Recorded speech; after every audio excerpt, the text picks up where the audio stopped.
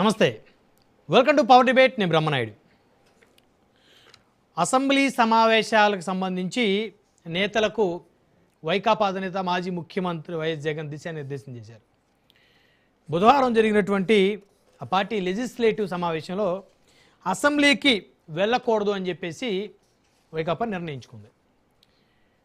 2024లో కూటమి ప్రభుత్వం ఏర్పడిన తర్వాత వైకాపా 11 స్థానాలకు పరిమితమైంది. ప్రతిపక్ష హోదా కూడా కోల్పోయిన పరిస్థితి. తమకు ప్రధాన ప్రతిపక్ష హోదా ఇస్తేనే అసెంబ్లీకి వస్తామని వైకాపా అధినేత పార్టీ ఎమ్మెల్యేలు భీష్మించి కూర్చున్నారు. అయితే ప్రధాన ప్రతిపక్ష హోదా తామిచ్చేది కాదు, ప్రజలు ఇచ్చేదంటూ కూటమి పెద్దలు కూడా వారికి వ్యతిరేకంగానే ముందుకెళ్తున్న పరిస్థితి. ఇకపోతే ఈ నెల 17న అసెంబ్లీ సమావేశాలు ప్రారంభం కానున్నాయి. అదే రోజు మండలి కూడా ప్రారంభం కానుంది.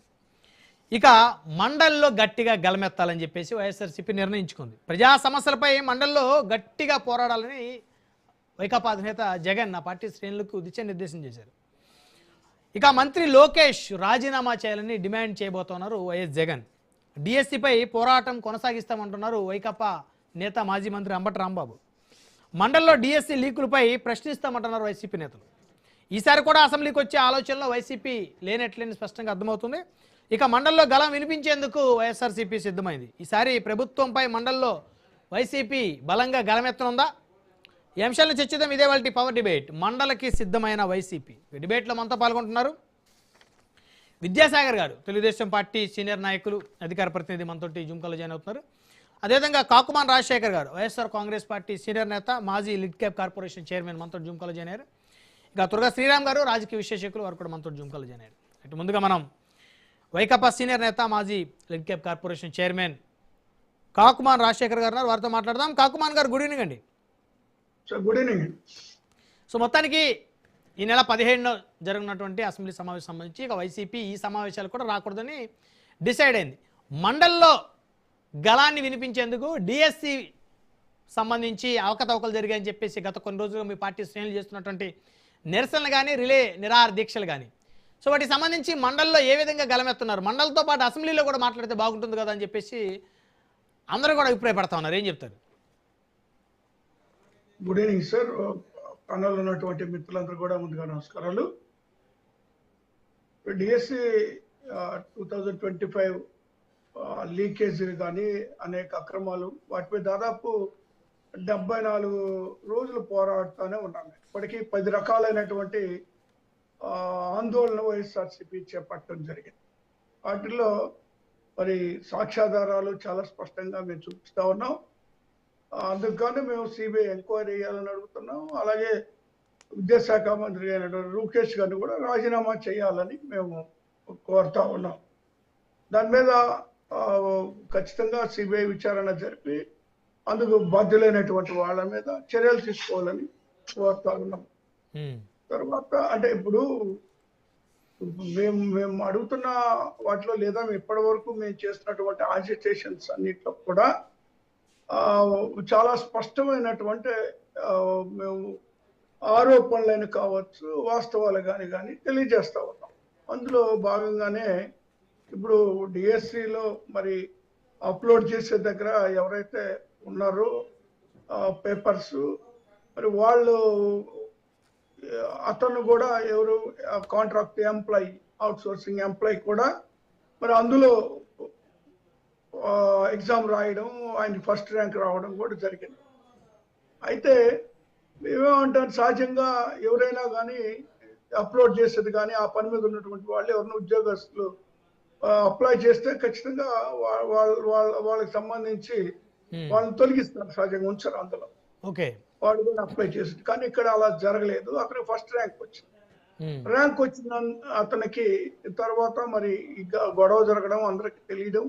సో మొత్తానికి అప్పుడు మళ్ళీ అతన్ని పేరు కూడా వెబ్సైట్ లో తీసేయటం, ర్యాంక్ దాంట్లో ఇచ్చి మళ్ళీ అతనికి ఉద్యోగ అవకాశం కల్పించకపోవడం, అతను మళ్ళీ కోర్టుకి వెళ్ళడం, ఇవన్నీ జరిగినాయి.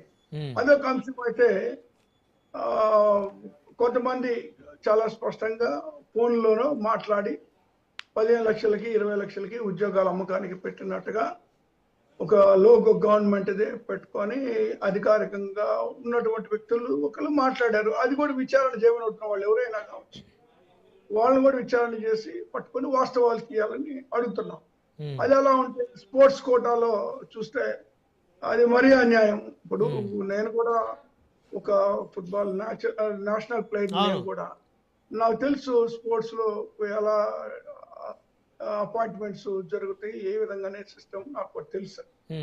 అయితే ఇక్కడ జరిగినటువంటి వ్యవహారం నేషనల్ గోల్డ్ మెడలిస్ట్ కి ఉద్యోగం ఇవ్వకుండా మరి కేవలం జిల్లా స్థాయిలోనూ లేదా రాష్ట్ర స్థాయిలోనూ పాల్గొన్నటువంటి వాళ్ళకి ఇవ్వడం అనేటువంటిది అది కూడా ఆక్షేపం. 400 పైబడి అయితే ఇక్కడ కాకుమాన్ గారు, సరే ఆ అంశాలు మనం ప్రతిరోజు చర్చిస్తా ఉన్నాం. ఇక్కడ ప్రధానంగా మీ పార్టీ ఎత్తుతున్న గలం కానీ నిరసనలు కానీ అసెంబ్లీలో మీ ఎమ్మెల్యేలు వచ్చి అసెంబ్లీని స్తంభింపజేస్తే రాష్ట్ర ప్రజల దృష్టిలో జగన్మోహన్ రెడ్డి గారు హీరోగా నిలిచిపోతారు కదా అనేది. సార్ ఇప్పుడు 175లో మేముంది కేవలం 11 కాన్స్టిట్యూన్సీస్ మాత్రమే గెలవడం జరిగింది. ఎమ్మెల్యేలు ఉన్నారు. వాళ్ళు అక్కడ మాట్లాడే అవకాశం అనేటువంటిది ఇవ్వని పరిస్థితులు ఉన్నాయి. అపోజిషన్, అందుకే అపోజిషన్ అడుగుతున్నాం మనం లీడర్ గా. అలా అడిగితే మనం అధికారికంగానే మనకు కొంత సమయం ఉంటది, మాట్లాడే అవకాశం ఉంటది. మనం వాళ్ళు బుల్డోజ్ చేయడానికి కూడా అవకాశం లేదు వాళ్ళకి. సో దాన్ని మేము మొట్టమొదటి డిమాండ్ చేస్తున్నాం. వాళ్ళు దానికి అంగీకరించలేదు. అది కూడా కోర్టులో అప్పుడు వేయడం జరిగింది. సరే, ఆ అంశం ఒప్పుకున్న రోజు ఖచ్చితంగా ఏ రోజు ఒప్పుకున్నా ఆ రోజు అసెంబ్లీకి రావడానికి సిద్ధంగా ఉన్నామని మేము తెలియజేస్తాం. అది అలా ఉంచితే కౌన్సిల్ లో అనేటువంటిది మేము ఖచ్చితంగా మా ఎమ్మెల్సీలు, అంటే మీకు బలం ఉన్న దగ్గర ఏమో వెళ్తారు, మీకు బలం లేకపోతే ఆగిపోతారు. అది కరెక్ట్ కాదు కదా. బలం లేని దగ్గర వెళ్ళి పోరాటం చేస్తేనే కదా సార్ ప్రజల్లో గుర్తింపు వచ్చేది. కాదండి, అంటే ఇప్పుడు కరెక్ట్ కాదు అనటం కాదు, మాకు అవకాశం ఉండాలి కదా. మాకు మాట్లాడే అవకాశం, మాకు ఇచ్చే టైము ఉండాలా. దానివల్ల మేము